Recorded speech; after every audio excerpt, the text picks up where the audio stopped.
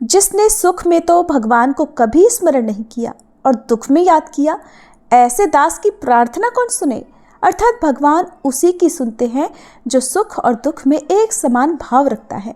हरे कृष्णा। इसी सुविचार के साथ आप सभी का दिन शुभ और मंगलमय हो। इससे पहले की कथा सुनने के लिए आप सभी का बहुत बहुत आभार। अब सुनिए आज की कथा।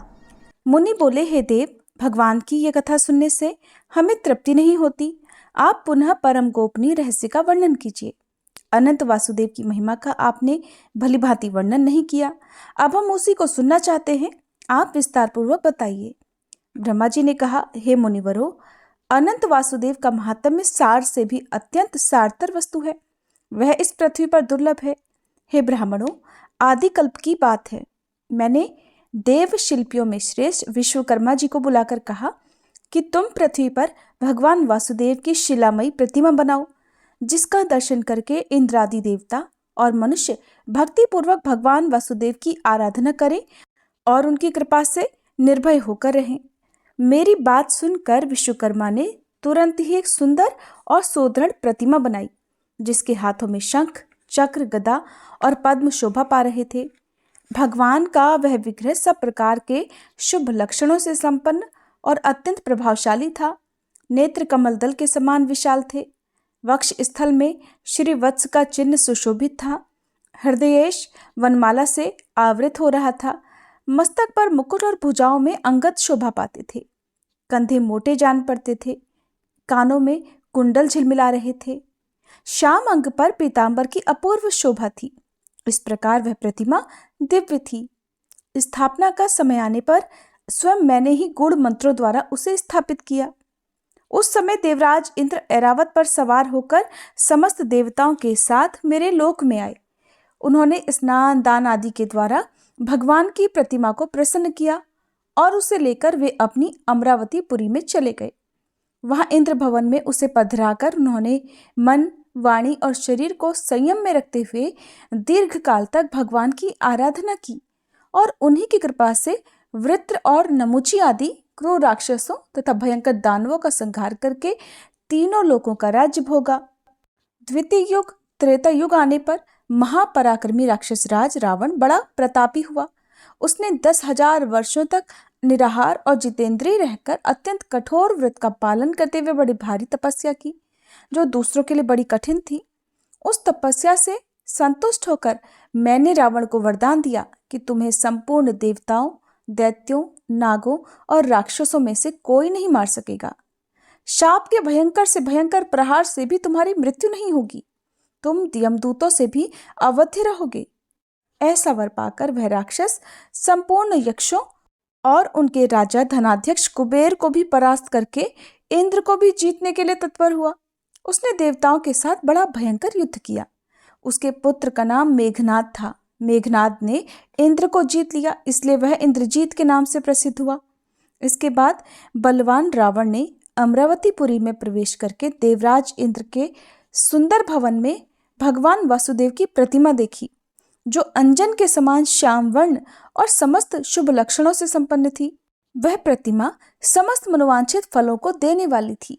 रावण ने यहाँ रखे हुए ढेर के ढेर रत्नों को तो छोड़ दिया और उस सुंदर प्रतिमा को तुरंत ही पुष्पक विमान से लंका में भेज दिया। वहां रावण के छोटे भाई धर्मात्मा विभीषण नगराध्यक्ष थे।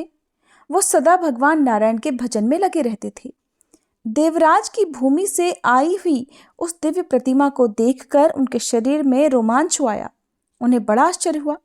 विभीषण ने प्रसन्न मन से मस्तक झुकाकर भगवान को प्रणाम किया और कहा कि आज मेरा जन्म सफल हो गया प्रभु, आज मेरी तपस्या का फल मुझे मिल गया।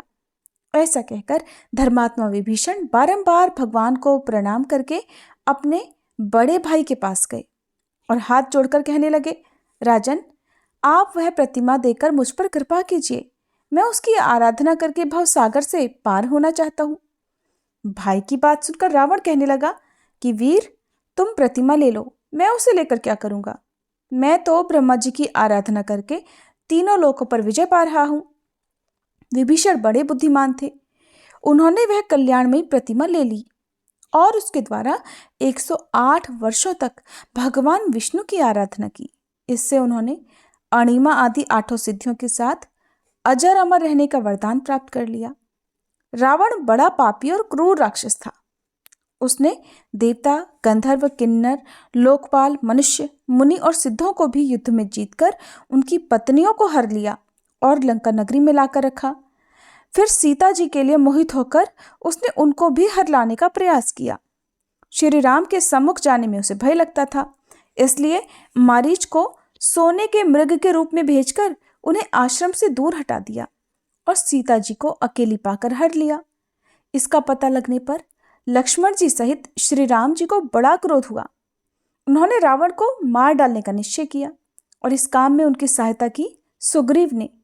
सुग्रीव का बाली के साथ वैर था, इसलिए श्री राम ने बाली को मारकर सुग्रीव को किष्किंधा के राज्य पर अभिषिक्त कर दिया और अंगद को युवराज बनाया। फिर हनुमान नल, नील, जामवान, पनस, गवय, गवाक्ष और पाठीन आदि असंख्य महाबली वानरों के साथ कमल नयन श्री राम ने लंका की यात्रा की।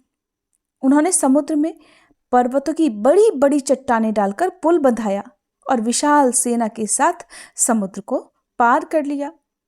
रावण ने राक्षसों को साथ लेकर भगवान श्री राम के साथ घोर युद्ध किया।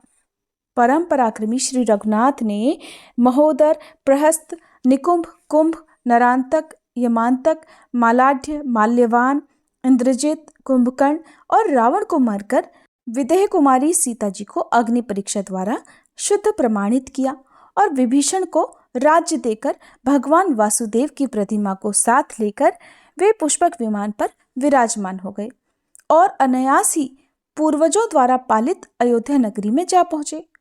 भक्त वत्सल श्री रघुनाथ जी ने अपने छोटे भाई भरत और शत्रुघ्न को अलग अलग राज्यों पर अभिषिक्त किया और खुद सम्राट की तरह समस्त भूमंडल के राज्य पर आसीन हो गए। उन्होंने अपने पुरातन स्वरूप श्री विष्णु की उस प्रतिमा का आराधन करते हुए समुद्र पर्यंत पृथ्वी का 11,000 वर्षों तक पालन किया। इसके बाद वे अपने वैष्णव धाम में प्रवेश कर गए। उस समय श्री राम जी ने वह प्रतिमा समुद्र को दे दी और कहा, अपने जल और रत्नों के साथ तुम इस प्रतिमा की भी रक्षा करना। द्वापर युग आने पर जब जगदीश्वर भगवान विष्णु पृथ्वी की प्रार्थना से कंस आदि का वध करने के लिए बलभद्र जी के साथ वसुदेव जी के कुल में अवतरित हुए, उस समय नदियों के स्वामी समुद्र ने उस परम दुर्लभ पुण्यमय पुरुषोत्तम क्षेत्र में सभी लोगों का हित करने के लिए उस प्रतिमा को प्रकट किया जो संपूर्ण मनोवांछित फलों को देने वाली थी। तब से उस मुक्तिदायक क्षेत्र में ही देवाधिदेव अनंत वासुदेव विराजमान हैं, जो मनुष्यों की समस्त कामनाएं पूर्ण करने वाले हैं।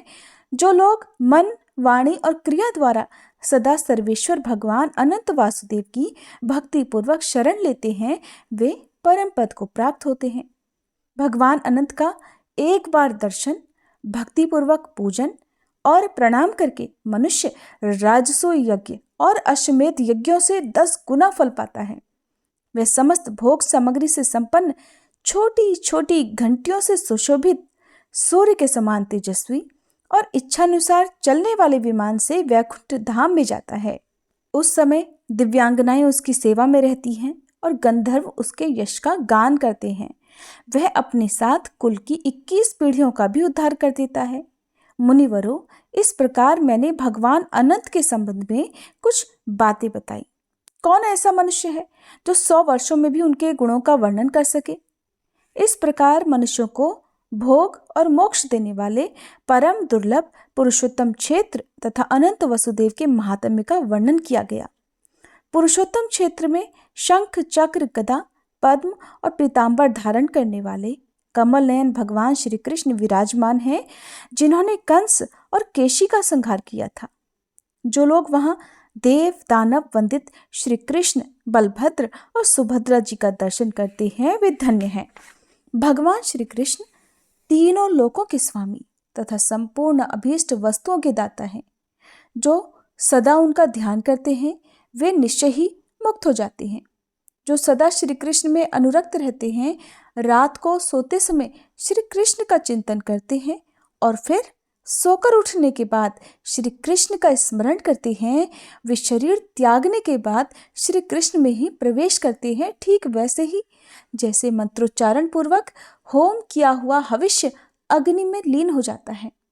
इसलिए मुनिवरों, मोक्ष की इच्छा रखने वाले पुरुषों को पुरुषोत्तम क्षेत्र में सदा यत्नपूर्वक कमल नयन श्री कृष्ण का दर्शन करना चाहिए। जो मनीषी पुरुष शयन और जागरण काल में श्री कृष्ण, बलभद्र और सुभद्रा जी का दर्शन करते हैं, वे श्री हरि के धाम में जाते हैं। जो हर समय भक्ति पूर्वक पुरुषोत्तम श्री कृष्ण, रोहिणी नंदन बलभद्र और सुभद्रा देवी का दर्शन करते हैं, वे भगवान विष्णु के लोक में जाते हैं। जो वर्षा के 4 महीनों में पुरुषोत्तम क्षेत्र के भीतर निवास करते हैं, उन्हें सारी पृथ्वी की तीर्थ यात्रा से भी अधिक फल मिलता है। जो इंद्रियों को जीतकर और क्रोध को वशीभूत करके सदा पुरुषोत्तम क्षेत्र में ही निवास करते हैं, वे तपस्या का फल पाते हैं। मनुष्य अन्य तीर्थों में 10,000 वर्षों तक तपस्या करके जो फल पाता है, उसे पुरुषोत्तम क्षेत्र में 1 ही मास में प्राप्त कर लेता है। तपस्या, ब्रह्मचर्य पालन और आसक्ति त्याग से जो फल मिलता है, उसे मनीषी पुरुष वहां सदा ही पाते रहते हैं।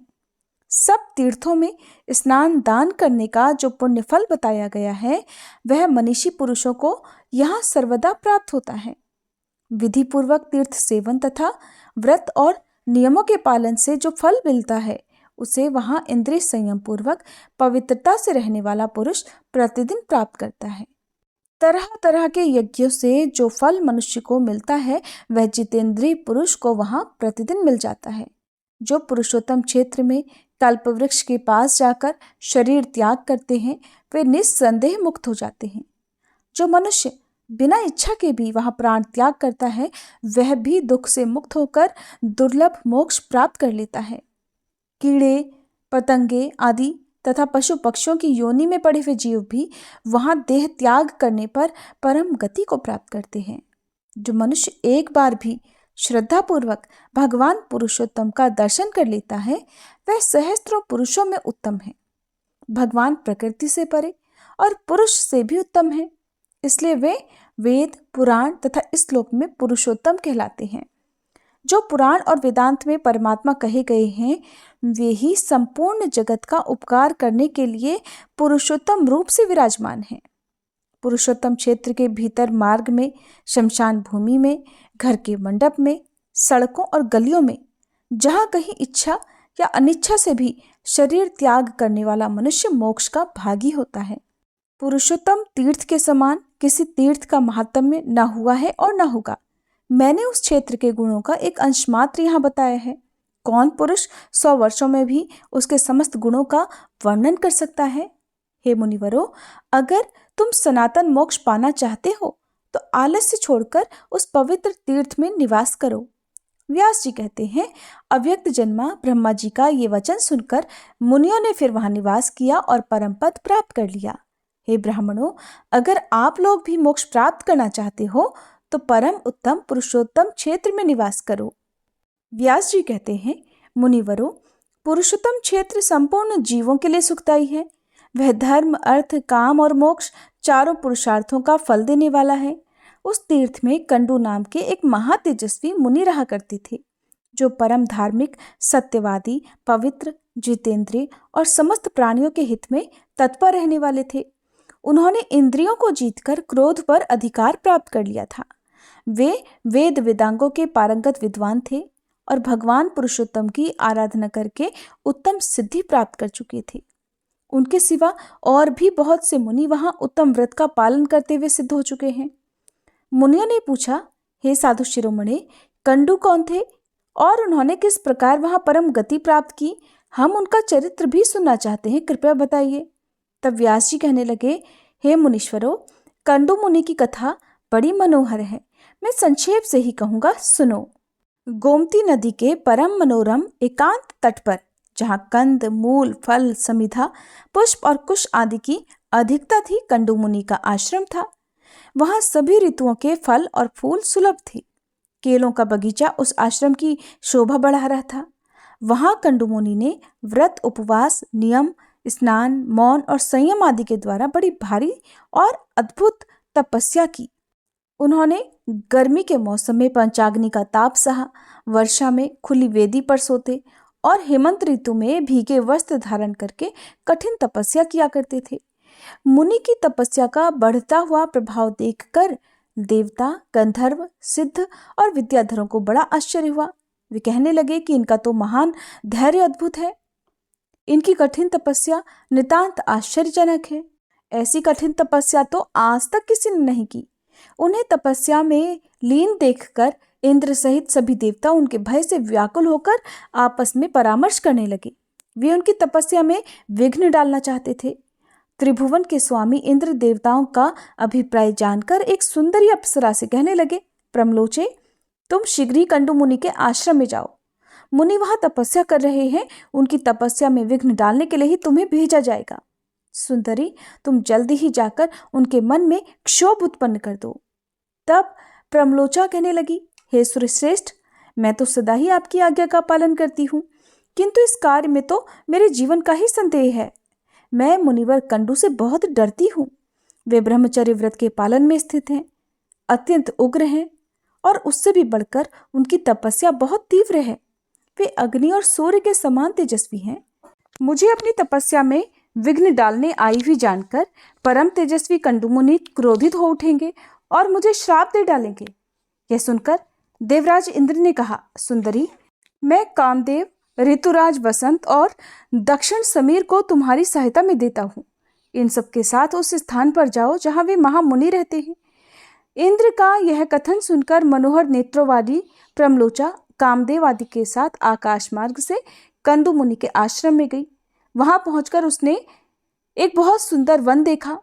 तीव्र तपस्या में लगे हुए पाप रहित मुनिवर कंडू भी आश्रम में ही दिखाई दिए। प्रमलोचा और कामदेव आदि ने देखा, वह वन नंदन वन के समान रमणीय था। सभी ऋतुओं में खिलने वाले सुंदर पुष्प उसकी शोभा बढ़ा रहे थे। तरह तरह के पक्षी वृक्षों पर बैठकर अपनी श्रवण सुखद कलरवों से उस वन को मुखरित कर रहे थे। अप्सरा ने बारी बारी से पूरे वन का निरीक्षण किया। उस परम मनोहर कानन की शोभा देखकर उसके नेत्र आश्चर्यचकित हो उठे। उसने वायु, कामदेव और वसंत से कहा कि अब आप लोग अलग अलग मेरी सहायता करें। उन्होंने बहुत अच्छा कहकर अपनी स्वीकृति दे दी। तब प्रमलोचा बोली कि अब मैं मुनि के पास जाऊंगी, जो इंद्रिय रूपी अश्वों से जुटे हुए देह रूपी रथ के सारथी बने हुए हैं।